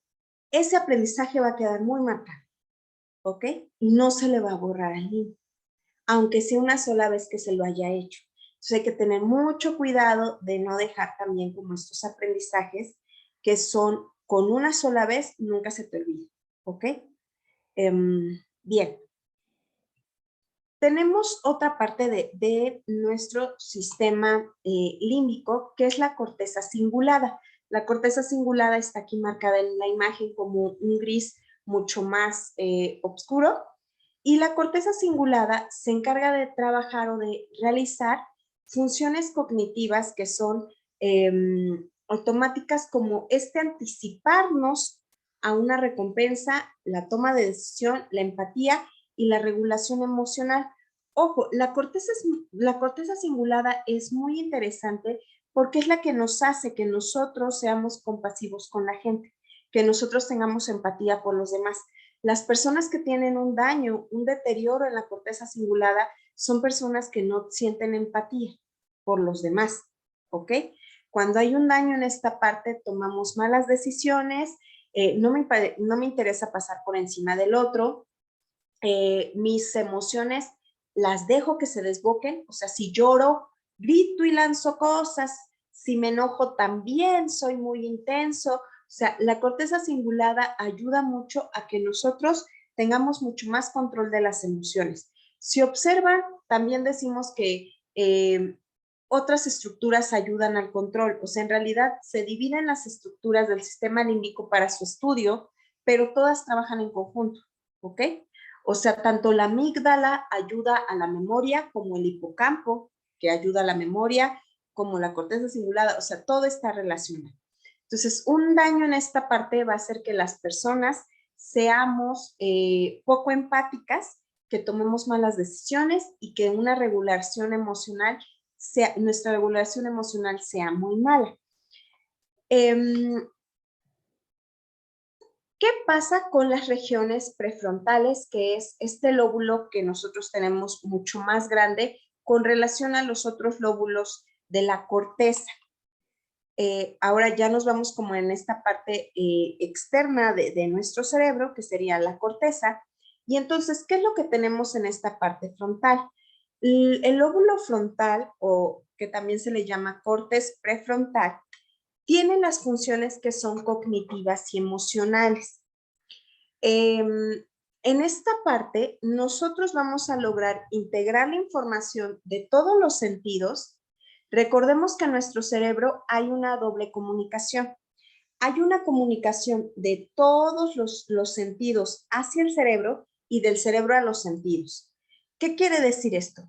Cuando yo veo un autobús, ¿ok? Está mandando información. Mis ojos están mandando información a mi corteza. Y mi corteza decide si ese autobús me lleva a mi casa, yo levanto la mano y hago la parada. Si ese autobús no me lleva a mi casa, entonces no hay respuesta. Digo, no, ese autobús no es. ¿Ok? Si alguien van por ustedes, ¿no? Sus papás a la escuela y ves que viene un carro, tú detectas, ese carro viene de tal color, no sé qué, ha de ser el carro de mi mamá. Si de repente detectas que vienen otras personas adentro de ese carro, dices, no, o sea, igual y le corro porque estos no es mi mamá y se me está acercando este carro, ¿ok? Entonces, es diferente la reacción que yo tengo por la información que recibo del exterior, y el cerebro continuamente está recibiendo información de los sentidos y dando una respuesta sobre eso, ¿ok? Ya sea que me acerque al carro porque ese es el camión que me lleva a mi casa, porque ese es el auto de mi mamá, o que me alejo porque ese no es mi camión o esas no son las personas que conozco. Esta corteza frontal integra esta información sensorial y ayuda a muchas funciones cognitivas superiores, como la toma de decisión, la atención, para toda esta parte de información que nosotros queremos procesar de los sentidos y dar una respuesta voluntaria, ¿ok? La parte de la corteza frontal es las decisiones voluntarias que tomamos a nivel de conducta motora. También funciona para controlar las emociones, por eso dice que ayuda como en este juicio de aspectos hedónicos de recompensa o reforzador. ¿Qué quiere decir esto? O sea, yo evalúo, a ver, la maestra viene enojada, participo y me arriesgo a ver si me pone un punto, o mejor me quedo callado, porque si me equivoco, como se ve que la maestra viene enojada, me va a ir peor si me equivoco a que si participo, ¿ok? O me quedo callado. Entonces, la toma de decisión de si hablo o no hablo en clase tiene que ver con estos elementos de tipo voluntario, ¿ok? Ahora, también en la parte de la corteza prefrontal está toda esta decisión de planificar las cosas y también de los elementos de recompensa o castigo. ¿Qué quiere decir esto? Cuando un niño decide si va a participar o no participar en una clase, evalúa cómo está el ambiente. A ver, ¿vino el niño o la niña que se burla de mí? Ah, no vino, entonces sí participo porque no se van a reír si estoy mal. Este es mi maestro o tal vez no es mi maestro y no lo conozco, mejor no participo porque no es mi maestro y no sé cómo vaya a reaccionar, ¿ok? Entonces, todas esas tomas de decisiones voluntarias se dan en la parte frontal y los niños hacen una especie de evaluación entre, como económica, de castigo y recompensa. ¿Qué me conviene más, participar o no participar? Por eso, si nosotros queremos que ellos aprendan más, lo ideal es, más que castigar porque se equivoquen en una participación, es reforzar. Reforzar, o sea, si contestó mal, no le voy a decir que está bien la respuesta, pero le voy a aplaudir su esfuerzo, así como de que, ay, qué bien que participaste, qué bien que te animaste. Nada más que fíjate que las cosas son así, ¿no? Sin, si alguien se burla, parar la burla, ¿para qué? Para que no pase lo que decíamos de que hay un aprendizaje con una sola vez de, esta vez participé, se burlaron, no vuelvo a participar, ¿ok? Tener como ese cuidado. ¿Qué pasa cuando nosotros tenemos un daño en esta corteza prefrontal? Cuando nosotros lastimamos esta parte, puede ser que haya poca empatía y que las interacciones sociales se vean alteradas. Tal vez algunos de ustedes han tenido oportunidad de ver una película que trata sobre daños que sufren las personas que juegan fútbol americano. ¿Alguien ha visto alguna película en donde la persona, por este golpeteo del cerebro, o sea, ya ven que el fútbol americano es, pues taclean derriban a los jugadores y aunque tienen protección con su casco, o sea, sí hay un golpeteo del cerebro contra el cráneo. El cerebro tiene 3 protecciones. El cerebro tiene el cráneo, después del cráneo tenemos las meninges. Las meninges son estructuras como de amortiguación de los golpes. Las meninges son membranas. Entonces, entre el cráneo y el cerebro hay meninges, hay membranas. Y aparte de estas membranas está el líquido cefalorraquídeo. Entonces se podría decir que nuestro cerebro está flotando en líquido y aparte tiene membranas que tendrían como esta función de esponja de amortiguar un golpe. Esto es con la función de que el cerebro no está en contacto directo contra el cráneo, contra el hueso, sino que cuando nosotros nos caemos o cuando nosotros nos golpeamos, están las meninges, están esas membranas y está el líquido cefalorraquídeo. Entonces el cerebro hace esto y ya evita el golpe. Pero si es un golpe muy fuerte, o sea, es diferente que yo choque así a que yo, pues golpeé mi cabeza con toda la fuerza, no sé si vengo en una moto y golpeé el pavimento, porque entonces las meninges no funcionan, ni el líquido cefalorraquídeo, y si hay un contacto directo del cráneo contra el cerebro.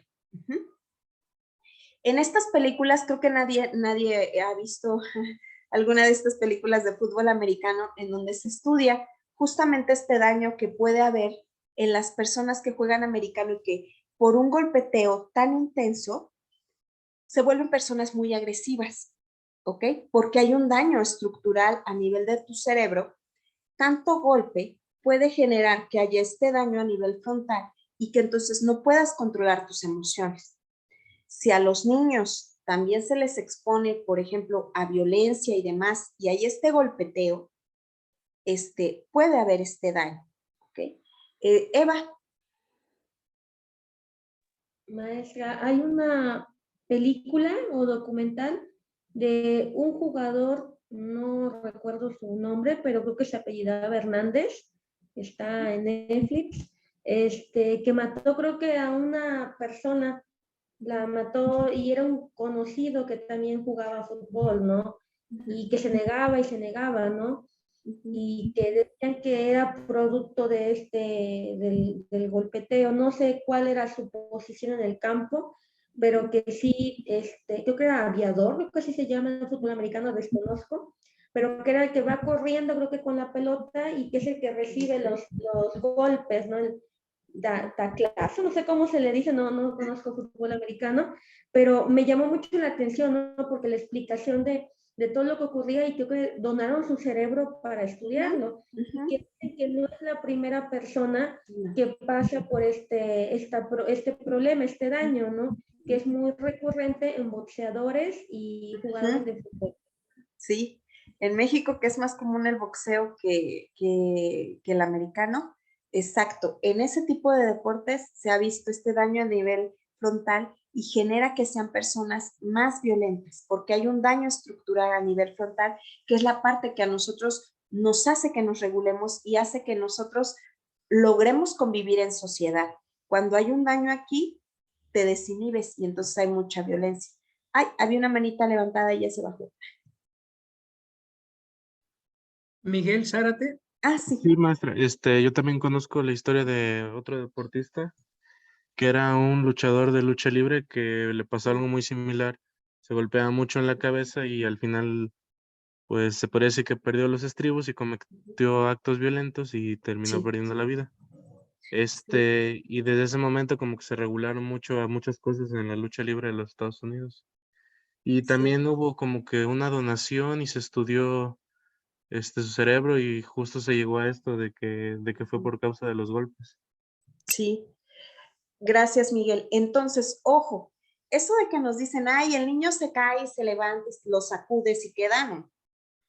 O sea, los niños hay que tenerles cuidado, por eso ustedes como docentes, si es una responsabilidad que en el recreo, no, ahora sí, no es recreo para los adultos, es recreo para los niños, aunque también nos dé hambre, es esta parte de estar vigilando, o sea, tal vez por aquí tengo mi torta, pero estoy vigilando que el niño no se caiga, estoy vigilando que el otro niño no le pegue, estoy vigilando toda esta parte, porque sí hay daños a nivel estructural que no se pueden ya reparar. O sea, que no podemos decir, ah, bueno, se golpea súper fuerte y ya. No. O sea, hay daños que ya no se pueden reparar y que tienen efectos tan graves como, por ejemplo, estas conductas violentas de gente que ha agredido incluso a su familia, que ha matado a su familia, porque hay un deterioro muy grave aquí y que no logran controlar sus niveles de ira porque ya no está esa parte del cerebro que nos regula. Entonces hay que tener mucho cuidado de vigilar que los niños cuando juegan, no jueguen a que se están peleando, no se avienten y no se caigan. Sí hay que tener como esa parte de cuidado como maestros. Cuando nosotros vemos un daño a nivel de esta estructura, esta corteza prefrontal, va a haber un juego compulsivo, o sea, repetitivo, va a haber consumo de drogas y va a haber mucha violencia. O sea, vemos como si se pierden inhibiciones cuando nosotros dañamos esta parte frontal de nuestro cerebro. ¿Qué pasa en general con el cerebro de los mamíferos o con los niños pequeños en general? Nosotros vamos a hacer caminos, por eso dice aquí rutas neuronales. Rutas neuronales, imagínense que son como carreteras que se forman entre las neuronas, o sea, neuronas que se conectan unas con otras. Estas carreteras se van a empezar a formar y se van a hacer como todavía más especializadas de los 4 a los 6 años, que sería como estas edades en las que los niños están en preescolar y entran en primero de primaria. Estas estructuras de estas carreteras, estos caminos, van a definir cómo el niño o la niña reacciona a nivel emocional, a nivel conductual y a nivel cognitivo, ¿ok? Entonces, es importante tener en cuenta esto porque nosotros podemos influenciar cómo se establece estas conexiones o estas redes. Voy a retomar este punto más adelante. Pero, o sea, quiero que noten que estas edades son, si ustedes son chicos que van a trabajar en preescolar, va a ser muy importante la labor que desempeñen, igual los jóvenes que estén como en primer año de primaria. La maduración que un cerebro de un niño logra depende de la experiencia. Aquí, esta imagen que ven es una imagen de un orferinato, donde los niños están aquí acostados y aunque son alimentados y se les cambia el pañal, no están del todo estimulados porque no hay suficiente personal para que los abrace, los bese, los pasee, juegue con ellos, con sus piernitas. ¿Qué es lo que pasa cuando hay como no cuidados o no interacción del bebé con adultos? Hay una pérdida de estas conexiones, ¿ok? El cerebro de un bebé está preparado para que sea excitado y estimulado, para que le pongan canciones, para que le hablen, para que lo abracen, para que interactúen con el bebé. Esto que dicen de que, ay, déjalo en el corral y ya el que se calme, o ay, déjalo en el corral, ahí está bien, no. Es lo peor que le podemos hacer a un niño. Un niño recién nacido necesita la interacción. El cerebro va a estar captando colores, olores, sonidos, necesita ese tipo de interacciones para poder generar estas conexiones, estas redes. ¿Okay? ¿Qué es lo que pasa? Tanto la experiencia positiva o negativa, o le llamamos adversa, va a influir en cómo se establecen redes funcionales. ¿Qué quiere decir esto? Si yo soy una mamá negligente y dejo al niño llorar todo el rato, no le doy de comer hasta que yo quiero, lo dejo con el pañal sucio, no le pongo ningún muñequito, no le hablo, eso va a generar un efecto en cómo se establecen redes mucho más primitivas. Si yo al bebé, en cambio, lo estimulo, lo abrazo, le hablo, juego con sus piernas, con sus bracitos, lo cargo, le digo cosas bonitas, esa estimulación positiva va a generar también cambios a nivel de la estructura del cerebro. ¿Esto a qué se refiere los cambios epigenéticos? La epigenética es una nueva área, bueno, ya ni tan nueva, ya es como desde hace más de 20 años, pero aquí en México es nuevo. Los cambios epigenéticos nos hablan de que las estructuras a nivel biológico, a nivel genético, tienen una alteración por el ambiente en el que estoy. Les pongo un ejemplo. Tal vez algunos de ustedes ya han estado en otra sesión conmigo y el ejemplo les parece, ya les es conocido, pero para quienes no, la epigenética conductual investiga cómo el contexto te afecta a nivel biológico, o sea, cómo cambia tu ADN, cómo cambian tus genes por el contexto. Algunos estudios, por ejemplo, se hicieron con personas que eran descendientes de las personas que habían vivido la Segunda Guerra Mundial. Durante la Segunda Guerra Mundial hubo carestía de alimentos. Eso provocó que muchísimas personas en Europa sufrieran anemia porque no había alimentos. O sea, la guerra hizo que hubiera carencia de alimentos y entonces no los había. Esos abuelos que vivieron la Segunda Guerra Mundial tenían anemia porque el contexto no favorecía, no había alimentos. Sin embargo, lo curioso era que sus nietos era muy fácil que desarrollaran anemia, aunque ya no había privación de alimentos. Como que se quedó esa información en los genes y eran personas muy vulnerables y muy fácil tenían anemia. Aunque ya había suficientes alimentos y aunque no les tocó hambruna a sus nietos.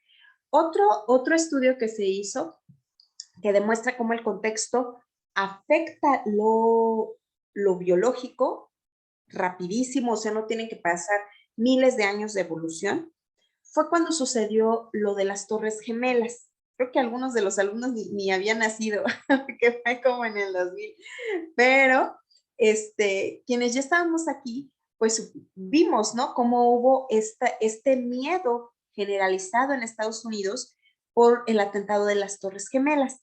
Entonces se hizo un estudio en 3 tipos de momentos de gestación de las mujeres. Se investigó a mujeres que estaban en el primer trimestre de gestación, cuando sucedió lo de las Torres Gemelas. Bueno, todos saben lo de las Torres Gemelas, chicos, porque igual y como son chiquitos ya no les tocó, pero hubo un atentado en Estados Unidos y pues algunos terroristas, se maneja que algunos terroristas secuestraron unos aviones y entonces explotaron los aviones en 2 torres en Estados Unidos y hubo muchas muertes. Entonces se evaluó a mujeres que estaban justamente pues cerca de las torres cuando pasó esto, mujeres que estaban en el primer trimestre, en el segundo trimestre de gestación y en el tercer trimestre de gestación. Lo que se encontró fue que cuando nacieron esos bebés de los 3 grupos de investigación que tuvieron, se les detectó en la saliva una enzima relacionada con el estrés. Los bebés que estaban en el primer trimestre, o sea, primer, segundo, tercer mes de embarazo, que apenas se estaban formando, presentaban mucha más cantidad de estas enzimas que te hacen más reactivo al estrés. Eran bebés que era más fácil que, por ejemplo, con un ruido se alteraran y empezaran a llorar, y eran bebés que como tenían más de esta proteína, era más difícil calmarlos. Los bebés que estaban en el último trimestre, los bebés que ya se podría decir que estaban en el mes 7, 8 y 9, que el bebé prácticamente ya está formado y solamente crece en volumen y fortalece pulmones, pero ya está hechecito el bebé, ellos no presentaban tanta cantidad de esta enzima en su saliva. Entonces no eran bebés que, o sea, si había un ruido, no se alteraban tanto y se tranquilizaban más fácil que los del primer trimestre. En el caso de los del segundo trimestre no hubo datos como concluyentes, algunos sí se alteraban, otros no se alteraban, pero lo que quedó evidencia es que, por ejemplo, entre más pequeño era el feto y sufría la mamá de este estrés alrededor de su contexto, la bioquímica del bebé cambiaba. Se volvía más reactivo, más estresado, o también si era un bebé que ya se había formado y ya estaba pues nada más creciendo, le afectó menos esa experiencia tan fuerte. Este estudio de la epigenética conductual lo que nos dice es que todos estos factores ambientales van a influir en lo genético. Entonces, nosotros cuando estamos como en formación, depende cómo le fue a nuestra mamá, vamos a tener ciertas conexiones por lo que hemos vivido, ¿ok? Y nacemos como con esta predisposición, y sabemos que, por ejemplo, la predisposición a nivel biológico es muy conocida. Hay quienes tenemos antecedentes, por ejemplo, de familia con diabetes, con hipertensión, y sabemos que puede pasar que nosotros la desarrollemos si no nos cuidamos. Pero lo genial de la epigenética es que si, por ejemplo, yo tengo un gen que hace que yo pueda ser vulnerable a diabetes, pero como sano, hago ejercicio, duermo bien, etcétera, me mantengo en mi peso, yo puedo romper con esa genética y entonces a mis hijos ya no pasarles ese gen de diabetes. ¿Sí me explico? Entonces, esa es como la ventaja que tiene la epigenética, que yo sí puedo cambiar como esta vulnerabilidad, pero también puedo adquirir cierta vulnerabilidad. Tal vez yo no tengo padres con antecedentes de diabetes ni hipertensión, pero si yo no me cuido, lo genero y ya mi descendencia va a tener como estas afectaciones. ¿Qué es lo que pasa con las niñas y los niños? Bueno, todo este entorno va a ser toda esta parte, avancé mucho, toda esta parte del contexto va a influir en que los niños tengan mayor o menor disposición a ciertas conductas emocionales. Toda esta epigenética va a generar que tengamos niños que sean más favorecidos a nivel cognitivo o menos favorecidos a nivel cognitivo, dependiendo del contexto que les rodea, tanto cuando se están formando como cuando están estos primeros años de vida. Esto, todo lo que se genera a nivel de dopaminas, de hormonas, hace que, como aquí lo dice, el cableado, o sea, estas redes de conexión que tenemos en nuestro cerebro, vayan a tener cambios, ¿ok?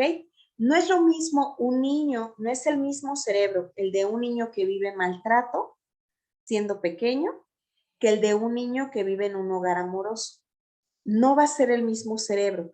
Aunque los dos cerebros hayan nacido sanos, el cerebro que va a verse más estimulado va a ser el que va a tener mejores conexiones y el cerebro que sufre negligencia va a ser el que va a carecer de conexiones.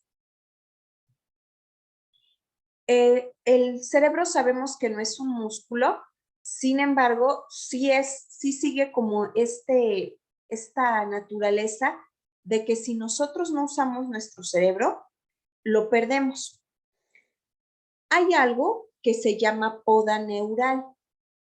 La poda neural, ustedes saben que podar un arbusto es cortarle como las cosas, las hojas que tiene feas, las cosas que no necesita. O sea, cuando nosotros podamos un árbol, lo hacemos con la intención de que crezca mejor, ¿cierto? La poda neuronal tiene la misma lógica. La poda neuronal se da en varias edades importantes. Por ejemplo, a los 3 años hay una primer poda. ¿Qué es esta poda? Es una destrucción de conexiones nerviosas. Cuando nosotros nacemos con millones de conexiones. Si yo soy un niño o una niña de 3 años, que mis papás no me hablan, que mis papás no juegan conmigo, que mis papás todo el día me dejan con la televisión o ahora con el teléfono, mis conexiones van a ser muy pobres. Cuando venga la poda, va a cortar todo lo que no uso y va a dejar muy poquitas, que son las que utilizo. Si yo soy una niña o un niño que va al preescolar y que juegue y que brinque y que huele cosas y aprende frutas y que siente texturas y que ve animales de la granja y que ve animales de no sé qué y que sale y que convive en las fiestas y que va al parque y que etcétera, ese es un niño que va a tener otro tipo de estructura. Cuando venga la poda neural, va a conservar todo eso que le está sirviendo, que está usando. ¿Ok? Entonces, ojo, una manera de garantizar que esta poda no se lleve cosas que necesitemos es ocuparla, que el niño esté estimulado, porque es algo a nivel biológico. Y una vez que pasa la poda no hay vuelta atrás. O sea, viene y corta, ¿no? Así como lo que no usas, lo pierdes. Entonces, ¿qué es lo que pasa con la poda? Con la poda puede haber ciertos daños. A los 3 años tal vez nosotros no notamos los daños que surgen de una poda en la que se pierden muchas conexiones porque no se estimula al niño o a la niña. Pero también hay otra poda alrededor de los 12 años, 13 años. Y coincide con que en ese momento es cuando empiezan a diagnosticarse las primeras enfermedades de salud mental o las primeras psicopatologías. Por ejemplo, cuando la gente tiene su primer brote, por ejemplo, de esquizofrenia, de depresión, a los 12 años, es porque hay una segunda poda. ¿Qué es lo que pasa con esta poda? Otra vez, lo que no has usado desde los 3 años hasta los 12, 15, con todas las hormonas que segrega el cuerpo adolescente, hace un tijeretazo y va cortando aquello que no usas.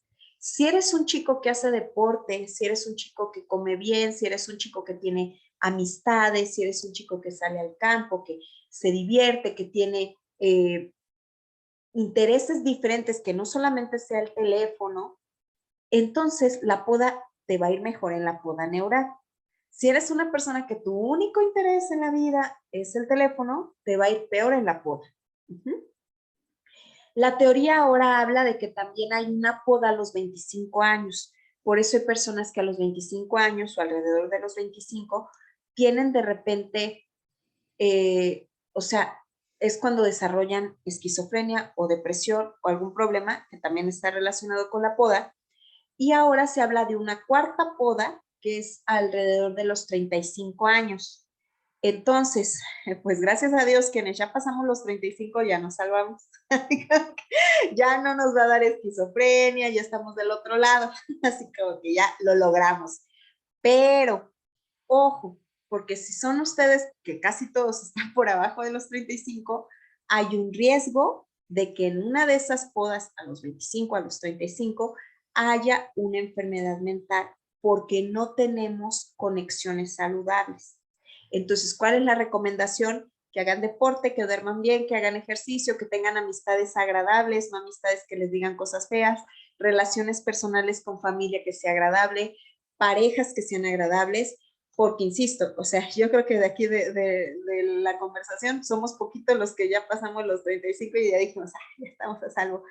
Pero ustedes, chicos, todavía hay como estos umbrales de riesgo que podemos prevenir. Claro que se puede prevenir con ejercicio, con alimentación, con buenas relaciones, ¿ok? Pero están presentes esas podas. ¿Qué es lo que pasa, por ejemplo, con el cerebro de cuando nosotros somos niños? Los sistemas sensoriales, o sea, toda la información que nos llega del exterior a nuestro cerebro, maduran muy rápido. O sea, nosotros desarrollamos muy bien los sistemas sensoriales a edades muy tempranas. Sin embargo, ojo con esta parte. El hipocampo, que tiene que ver con la memoria, y la corteza prefrontal, que tiene que ver con toma de decisiones, se termina de desarrollar hasta los 21 años o más. ¿Qué significa eso? No podemos dejar al cuidado de niños a otros niños. ¿Por qué? Porque su cerebro no les da, porque su corteza prefrontal no está desarrollada. Pedirle a un niño de sexto que cuide un salón de primero, no va a actuar, aunque sean, ahora hay chicos enormes, ¿no? O sea, yo tengo un sobrino de 12 años que medía unos 70. Entonces, o sea, aunque lo veas enorme, su cerebro no está del todo desarrollado. No va a tomar buenas decisiones, no por falta de voluntad, sino porque la corteza prefrontal no se le ha desarrollado. Mucho ojo con eso. Mucho ojo con no dejar niños al cuidado de otros niños, no dejar de responsables a niños de cosas que son delicadas. ¿Por qué? Porque su corteza prefrontal va a terminar de desarrollarse hasta los 20. Por eso la mayoría de edad en la mayoría de los países es a los 21 años. No es una cuestión de capricho. Es a los 21 años porque se supone que ya desarrollaste esta parte frontal y entonces puedes tomar mejores decisiones. Ahora imagínense chicos teniendo relaciones sexuales a los 17 cuando ni siquiera se ha desarrollado esto y no están tomando las mejores decisiones porque su cerebro todavía no está desarrollado. Chicos que están siendo mamás o papás a los 15 años porque no están tomando las mejores decisiones. Entonces, mucho cuidado. O sea, no hay que decirle a un niño, y por ejemplo, esto sí les pido que lo transmitan a los papás de repente en las juntas. La cuestión de la economía hace que los papás de repente tengan que dejar a cargo a otros niños o adolescentes de niños, ¿no? De sus hermanos. Pero ojo, eso no es lo ideal, porque incluso un adolescente de 17 puede tomar muy malas decisiones porque su corteza no está desarrollada. No podemos responsabilizar a los chicos. Yo no puedo como maestro dejar un salón y decir, pórtense bien. O sea, no les puedo decir y que si yo regreso y ya uno está ahorcando al otro, decir, ay, es que no se portan bien. No, es que no tienen la corteza desarrollada. O sea, no hay manera. Por eso también yo soy mucho de la idea de que a los jóvenes de 15 años, o sea, que tú les des una moto, que tú les des un auto, sin supervisión, sin que vaya un adulto, o sea, es terrible. No sé si vieron la noticia hace un mes o dos de una chica de que cumplió 15 y que se mató con un carro que le habían regalado. O sea, ¿por qué? Porque le aceleró muchísimo y el día de su cumpleaños, o sea, se mata en un carro que le habían regalado. No, o sea, su corteza no se ha desarrollado lo suficiente para tomar buenas decisiones. Eso no quiere decir, ojo, que nosotros como adultos les impongamos cosas a los niños. ¿Por qué? Porque estás disminuido en tu corteza. A ver, no. Los niños saben perfecto qué les gusta, qué no les gusta. Los niños saben perfecto que deben de tener derechos, etcétera. Pero, insisto, no podemos decirle a un niño o a un adolescente, tú decides si vas a la escuela o no. Pues no, porque su cerebro no le está ayudando. Ajá. No puedes poner a los niños, por ejemplo, los papás, ¿no? A ver, nos vamos a divorciar, decide con quién te quieres ir. No, un niño de 7 años no va a saber con quién irse, no va a saber cuál es la mejor decisión, porque no tiene su corteza desarrollada. Eso nos toca a los adultos. Entonces, no hagamos que los niños ni los adolescentes tomen decisiones que no están capacitados biológicamente para hacer. Así como a un bebé de meses no le diríamos, ay, párate, ya está el biberón, porque sería de locos. A un adolescente y a un niño no le podemos decir que tome decisiones, por ejemplo, de tipo emocional. No le podemos decir así como que apoya a los adultos. Si un adulto tiene depresión o no sabe qué hacer con su vida, ¿para qué le cuentas a un niño de 8? Menos sabe, ¿no? Si tú como adulto de 40, de 50, de 25, no sabes qué hacer, no le cuenten problemas a los niños porque ellos menos saben, están muy chiquitos. Y eso que la gente dice, ah, es que son muy maduros, no. O sea, eso es maltrato emocional, que tú expongas a un niño a información que no puede procesar, es maltrato emocional. Entonces, hay que tener mucho cuidado con eso como maestros, que también a veces se ha dado que los maestros cuentan su vida como en los salones, ¿no? Y me desahogo y les digo a mis niños, no, o sea, los niños no tienen por qué estarse enterando como de nuestras peripecias en la vida personal, porque cognitivamente solamente los angustia, no les ayuda a aprender, solo les genera estrés, ¿ok? La privación sensorial o motora que nosotros hagamos de los niños va a generar que haya conectividad pobre y que haya retrasos en el desarrollo. O sea, si ustedes no estimulan lo suficiente a sus alumnos, ojo, tampoco se trata, yo sé que, y me encantaban antes los salones de primer año que están tapizados de letras y imágenes y cosas, eso tampoco, porque eso ya es contaminación visual, ¿no? Lo ideal sería, vamos a ver las vocales, bueno, pegamos las vocales, bueno, ya no sabemos las vocales, quitamos las vocales, vamos ahora con las sílabas, ahora vamos a ver las sílabas y entonces te tapizo el salón de eso. Pero tener un salón lleno de estímulos tampoco funciona para que nosotros estimulemos. Y por acá están las tablas y por acá está el mapa de la República Mexicana y por allá están, o sea, los niños héroes, no. O sea, debe de haber cierta limpieza para que el cerebro organice toda esa información. Entonces, habitaciones o salones llenos de imágenes, colores y animales y cosas y mapas no funcionan. Pero también tener todas las paredes pelonas sin información tampoco ayuda a estimular. Entonces sería como un punto medio. ¿Qué es lo que se ha encontrado? Se ha encontrado que en ratas, cuando se les ha privado de luz, hay sus dendritas, que son como estas ramificaciones que tienen nuestras neuronas, son más pequeñas, son más cortas, son menos ramificaciones. Eso ha demostrado como, por ejemplo, el que nosotros a los niños hay que ponerles colores, hay que ponerles sonidos, porque esa estimulación sensorial, que puede ser auditiva, que puede ser visual, que puede ser olfativa, que puede ser gustativa, táctil, o sea, estimular a los chicos, que sobre todo eso se hace en preescolar. El preescolar está a veces muy poco valorado de la importancia que tiene el preescolar. La gente piensa que en el preescolar se va a aprender a leer y escribir, y no. O sea, un niño que aprende a leer y escribir en preescolar, no. O sea, ya no le sirvió el preescolar. Al preescolar vas a desarrollar estas conexiones sensoriales. Vas a cantar, vas a brincar, vas a ver colores, vas a ver texturas. Si tú como maestro o maestra de preescolar haces que el niño experimente con sus sentidos y no se sabe las vocales, está muy bien.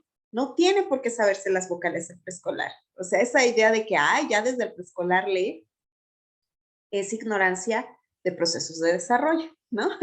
Y son modas que la gente tiene. Pero en realidad, el nivel preescolar es un nivel muy importante, porque si en su casa, por cuestiones económicas, por cuestiones culturales, por cuestiones de educación, no estimulan a ese niño, el preescolar puede darle ahí como esa revancha al niño de que vea colores, de que vea cosas, de que vea texturas, de que juegue, de que explore.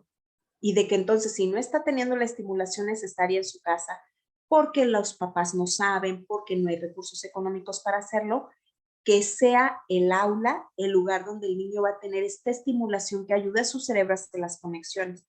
O sea, el que el niño se arrastre, el que el niño ruede, el que el niño cante, el que el niño aplauda, eso es lo que se va a hacer al preescolar, porque eso es lo que va a estimular su cerebro. No que esté cansándose a repetir bolas y palos y letras y vocales, eso no.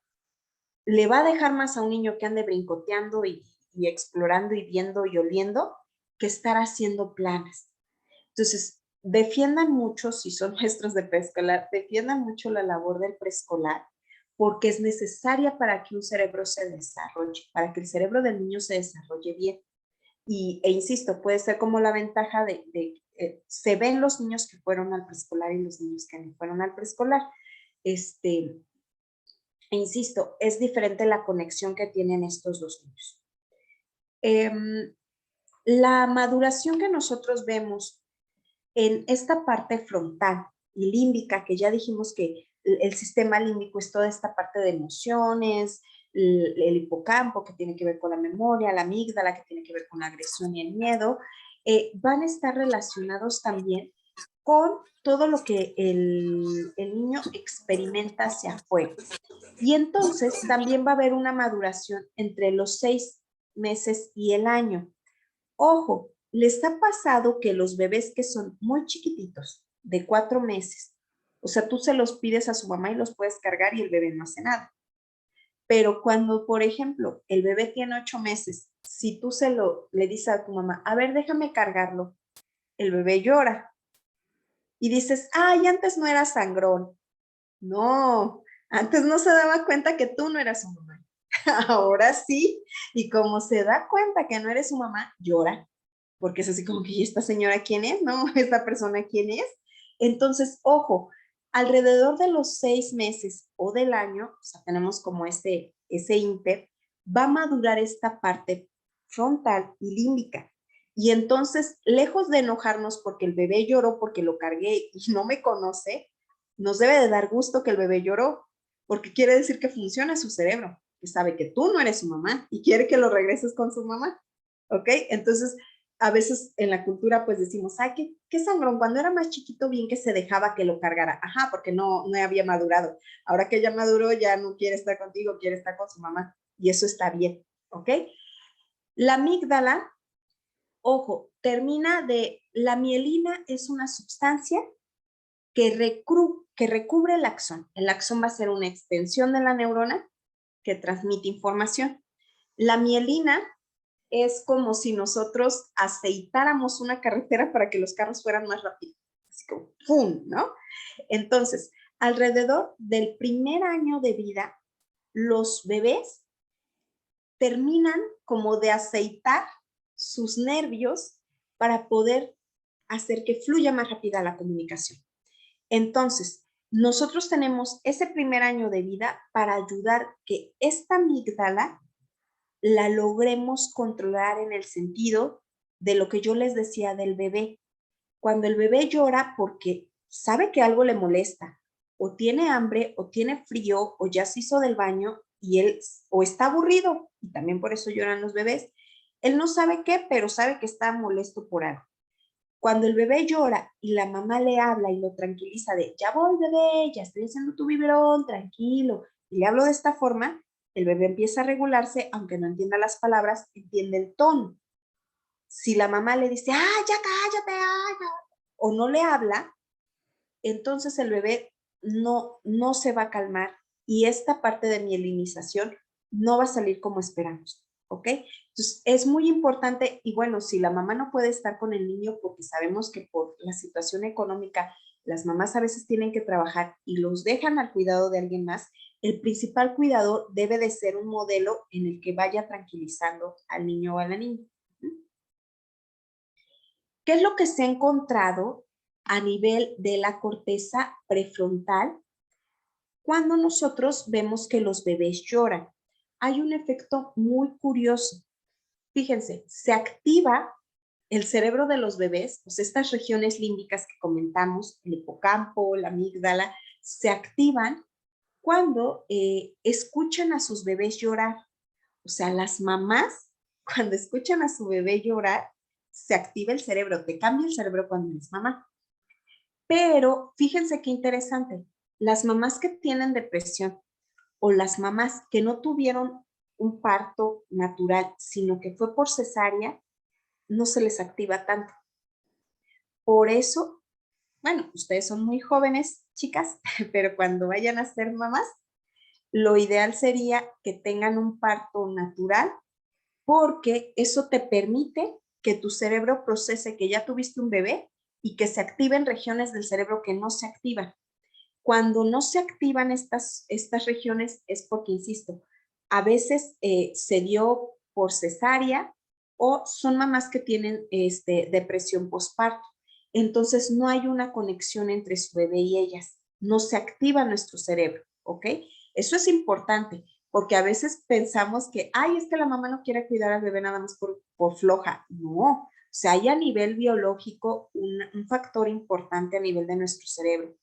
Y es muy curioso, pero también, fíjense cómo, ay, perdón, el bebé cuando se separa de su familia, la regulación en su cerebro cambia, baja su actividad cerebral, pero cuando el bebé escucha la voz de su mamá, otra vez empieza a funcionar su cerebro. Entonces, noten cómo es súper importante que a los bebés nosotros les hablemos. O sea, su cerebro se activa, sí sabe quién es su mamá, sí sabe quién es su papá, aunque sean niños muy, muy pequeñitos, se nota cómo se activa su cerebro cuando les habla su mamá y se tranquilizan. Y lo mismo, se activa el cerebro de la mamá cuando escucha a su bebé. Y bueno, tenemos esta última parte. Es muy importante el apego seguro cuando nosotros tenemos un cuidador de un niño pequeño a través de este lenguaje emocional. Los abrazos, el hablar con cariño a los niños genera un vínculo y un apego seguro y eso favorece las conexiones en el cerebro. Cuando nosotros tenemos un apego seguro con los niños son más inteligentes. O sea, ya si no lo queremos ver por la parte emocional de, ay, vamos a querer a los niños porque es bueno y es bonito, pues por lo menos si quieres tener hijos listos, debes de ser un papá cariñoso porque se desarrolla mejor el cerebro. Ahora, ¿qué pasa igual con los maestros? Sabemos que nosotros no podemos estar abrazando a los niños por cuestiones de seguridad de ellos, ¿no? Pero eso no quita que podamos ser maestros cálidos, ¿no? O sea, que no sé, si es tu cumpleaños, ay, vamos a cantarle las mañanitas, de que si hiciste algo bien te reconozco, de que si te veo triste te digo, ay, te puedo ayudar en algo. O sea, sí se pueden generar vínculos seguros dentro de la escuela sin que haya como esta parte física que sabemos que debemos de cuidar por la seguridad de los niños, pero también eso favorece que si los niños no tienen esto en casa, le podamos modelar eso en el salón. Y que también como principales cuidadores ayudamos a que su cerebro se forme. O sea, va a haber mayor actividad cognitiva si ustedes tratan bien a un niño y va a haber un mayor bloqueo cognitivo si ustedes son maestros exigentes y que aterrorizan a los niños. Un niño que esté espantado no aprende. Está más puesto atención en el peligro y en me tengo que ir de aquí o qué tengo que hacer para que este maestro no me regañe. Y un niño que está contento en el salón es más fácil que aprenda. Si lo regañan es lo mismo. Si ustedes están súper enojados, el niño va a estar más asustado y no va a poner atención. Y si ustedes le hablan tranquilamente y lo corrigen tranquilamente, va a poner atención en lo que ustedes quieren que él cambie. Pero si ustedes lo asustan muchísimo, no se va a acordar de qué le dijeron. Entonces hay que tener cuidado porque de verdad que los cerebros se bloquean, sobre todo lo de los niños. Este es un esquema que lo que nos propone es esta idea de que de repente un ambiente socioemocional adverso, donde hay privación, donde hay negligencia, donde hay abuso, donde hay trauma, va a generar una conducta, una emoción disfuncional.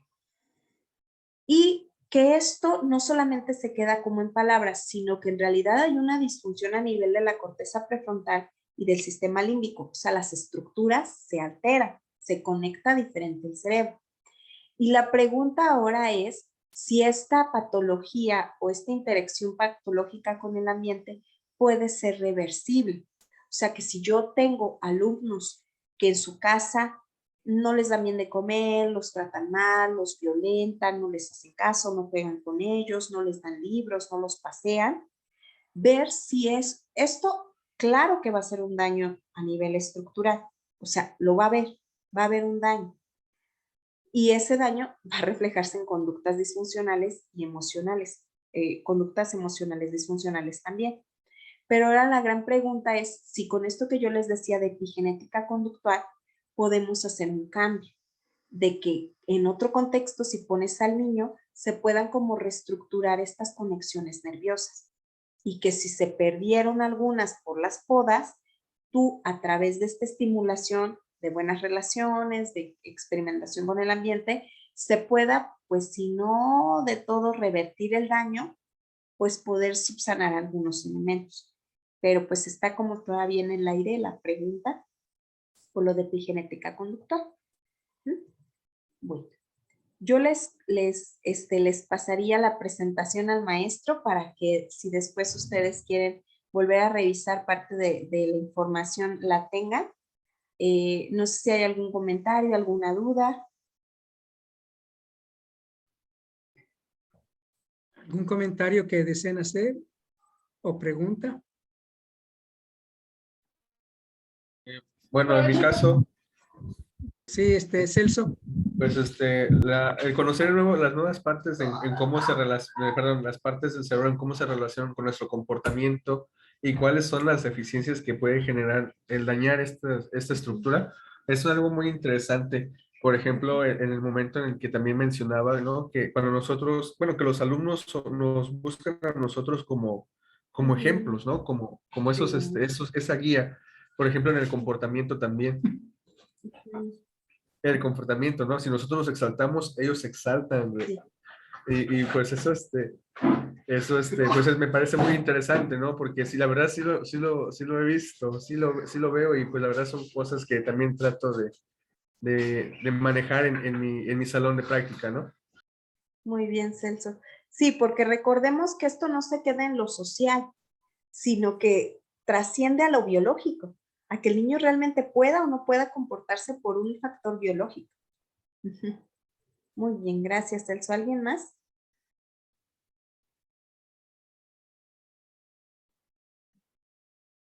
No, bueno, de mi parte no. Se fue muy rápido el tiempo. Le agradezco que no haya ocupado tanto tecnicismo y que colocara ejemplos, porque anteriormente tomé un pequeño seminario de 1 hora y en vez de ayudar a apaciguar mis dudas, me generó más que ocuparan términos que no entendí. Sí, es que son muchos conceptos, ajá, luego son muchos conceptos, pero bueno, traté de ver como algunos, sobre todo ahorita abordé los de la emoción, porque se ancla mucho con el aprendizaje. Y en la otra clase veremos como otra dosis pequeñita para que ustedes vayan comprendiendo. Creo que hay un comentario en el chat. Sí, doctora. Bianca pregunta que si la regulación de emociones con otra actividad no interfiere la idea de dejarlos expresar sus emociones. Ah, ok. No. Por ejemplo, tú a un niño que está enojado, no le vas a decir, ay, ya ponte contento. No.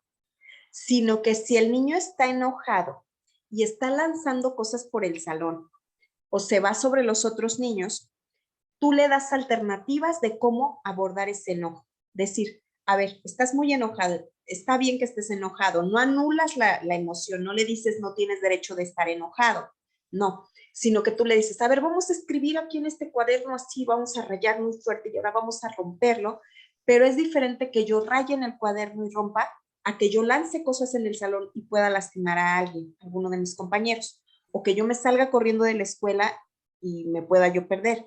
Entonces, es diferente que yo le diga, a ver, vamos a dar 2 vueltas a la cancha para que se nos salga ese enojo. No es que tú le digas al niño o a la niña que no se enoje o que no esté triste, sino que le das una opción alternativa de cómo descargar esa emoción, de cómo canalizar esa emoción. Ojo, también nosotros debemos de empezar a trabajar las emociones antes de que la emoción esté.